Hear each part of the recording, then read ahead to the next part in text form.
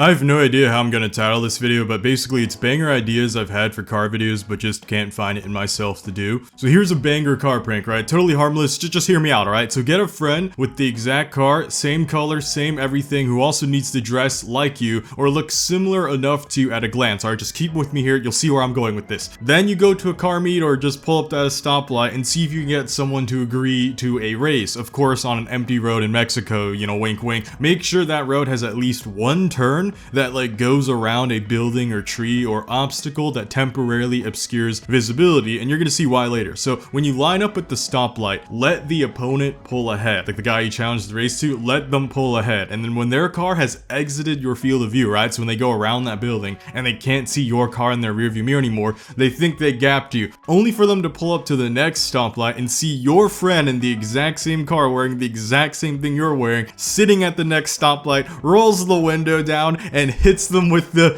"Yo, what took you so long?" And this is way too much setup for a stupid harmless joke, which is part of the reason why I think probably no one has ever done it, because I feel like prank culture usually does way more harmful things for way less effort. If someone has done this, like, let me know, seriously, like, tell me in the comments below, tell me where I can find it. Even if you want to do it, I think it would be super funny. Again, please be safe about it. The thing is, I think the prank is funnier if you have a cheaper and slower car, which increases the odds of finding someone who's the same car as you, because like, in my case, it'd be too difficult to find someone with the exact same Corvette modded the exact same way, but it would be super easy if you had like a Honda Civic Asai and you just like looked for someone else with the same model year, same color, and like both of you had stock Asais, and it would be funny in the sense that like the guy that you challenged to a race would be like, this is a freaking Civic, I'm gonna clap him. So they're just gonna go off the line, think they gapped you, then see another version of you essentially that to basically like time travel wormhole, just, you know, glitch in the matrix, waiting at the next stoplight. They roll the window down, just like, bro, what took you so long? Bro, you're slow, bro. You think you're fast if you're like 1,000 horsepower V8 supercharger? You got gapped by a Civic Asai. It'll confuse them for a few seconds. They're just like, wait, what?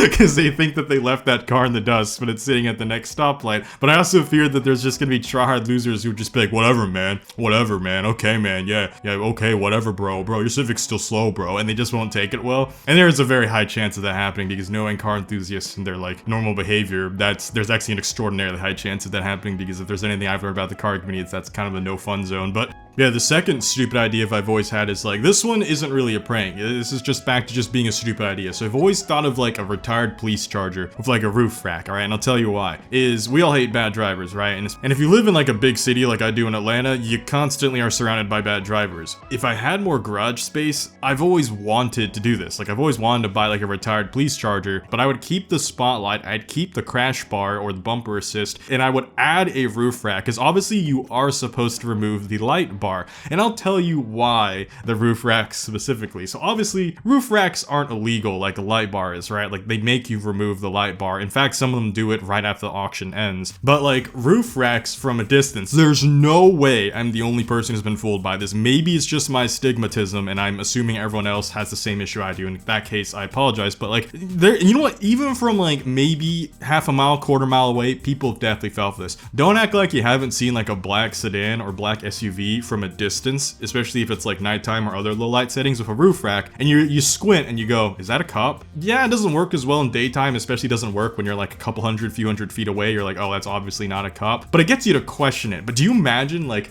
what if you had the whole package, right? What if you had a charger that was the same color, that also has a bumper on it, and then it has the spotlight, and if that was approaching in your rear view mirror and you only get like that view of the car with a roof rack on it, it kind of has the silhouette, not kind of, it just straight up has the silhouette of a police car that doesn't have its lights on. And probably, again, just like the previous scenario, in bright daylight when they're a few hundred feet away from you, they'll probably be like, oh wait, that's not a light bar, but they still might be like, is that a police car though? And again, this is a total, depending on how you view this idea, this could be like a massive dick move, but again, I'll tell you my motivation for doing it. I promise you it's harmless. I don't want like a get out of jail free card. I don't want to do this because I admire authority. I don't want to do this because I like secretly want to cosplay place a police car or get an excuse to go triple digits on the highway. I just want to be left alone, man. Like, I just literally want bad drivers to leave me alone. Like, that's the sole motivation for doing this. Maybe these are just my internal insecurities that are manifesting from having owned a bright yellow flame-spitting moron machine that is the Z06. But like, my next dream car, and I've already said this many times in this channel, is literally just a dream car that isn't seen. Like, I used to kind of want a sleeper, now I don't even want that. I just want a car that I can hop into that is my day-to-day car that everyone just leaves me alone in. Like, that sounds so miserable and so sad for a dream car, but like, that's literally all I could want right now. The only thing stopping me from doing that is I don't have garage space for it, and I can't build extra garage space because the HOA that I live in has disproved 2 of my requests. They're like, you can't expand your current garage. You also can't use your spare acreage in your backyard to build a separate garage because it looks ugly or blah blah blah, some dumb stupid reasoning. And yeah, that kind of sucks because I'm also too stubborn to give up one of my current cars to make garage space for this stupid idea, because like, this is the final thing I want to cap this idea off with. And like, if you own a retired police charger, by the way, let me know what your experience is with people driving around you, because like, I remember some of the stories on VinWikis, they say it's like a double-edged sword. You get people who either really behave themselves around you,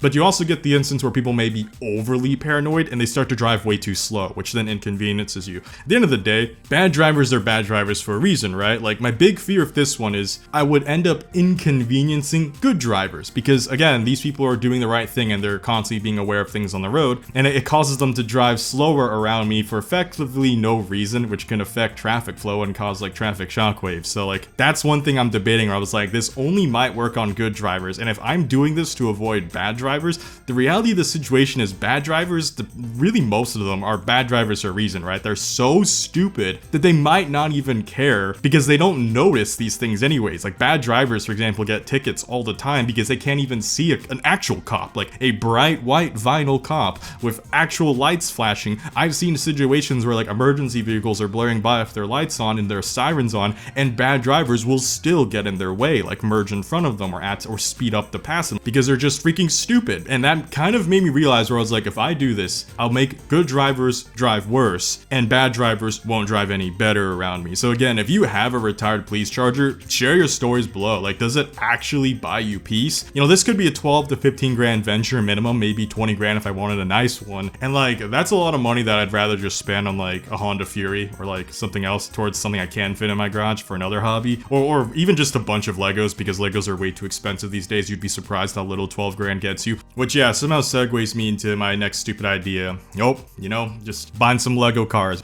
Next idea, if you don't know, I collect a lot of detailed 1/18 scale model cars. I made a whole video about my starter collection, and I usually spend $30 to $50 on lower end models, which is still a lot for like a display item when you realize that like full price video games are like $30, $40, $60, and I'd probably have more fun with those, like that use of money. But at the same time, man, model cars are cool, and they're also tax write-offs, and turns out tax write-offs for office items actually write off way higher percentage wise than like business expenses or like mechanical purchases like mods for your car. That's totally maybe sort of also playing into this. You know, this might be really stupid when some people hear this price. Again, if you're a collector, you know what, this isn't stupid. There are people who spend thousands on Pokemon cards. You know what, this is a hill that I can get behind. You know, I don't have to die on this hill with shame, because I spend 200 to 300 bucks sometimes, and you can spend 500 or 600 if you're like hunting some discontinued models. But like, my Koenigsegg, for example, is like 350-ish. My Lamborghini SV is like maybe 220-ish. Like, I have some model cars that just are pretty high for, at the end of the day, something that's just a display item. But like, again, if people spend more on Pokemon cards,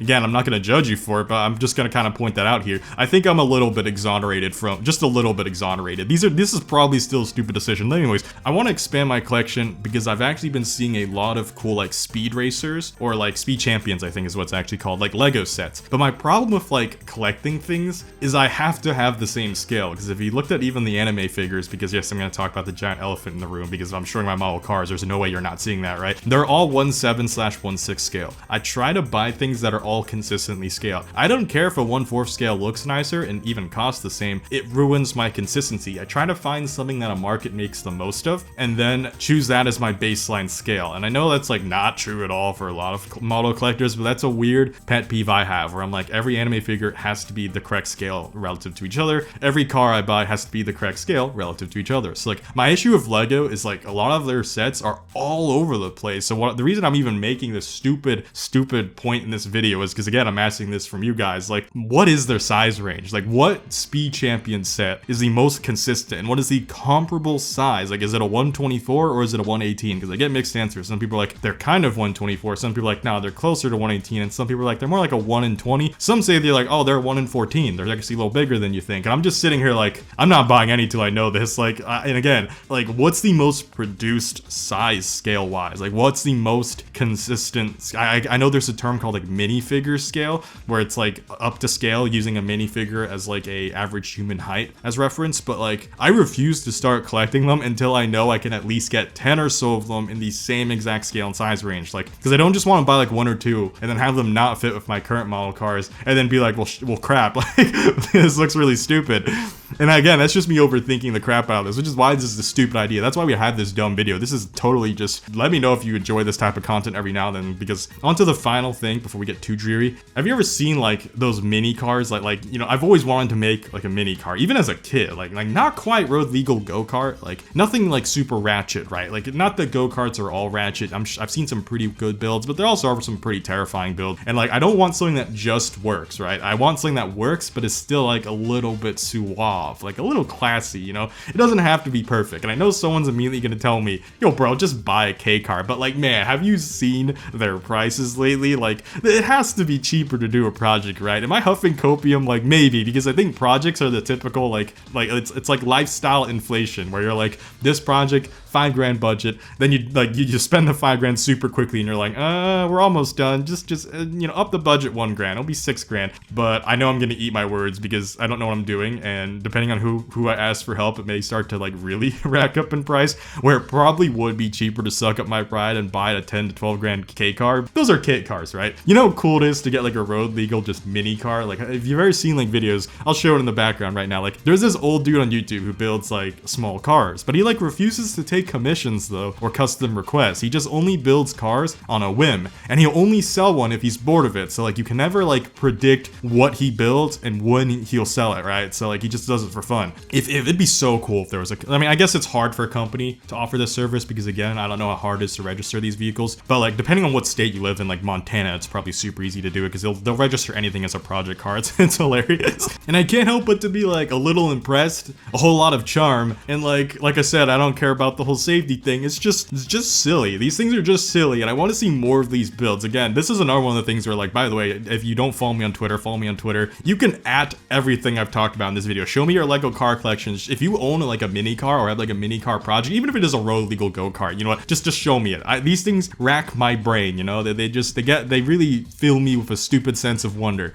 And if someone ever like has the ability and patience to set up that what took you so long prank that I started this video with, I do want to see it. And again, if someone's already done it, tell me.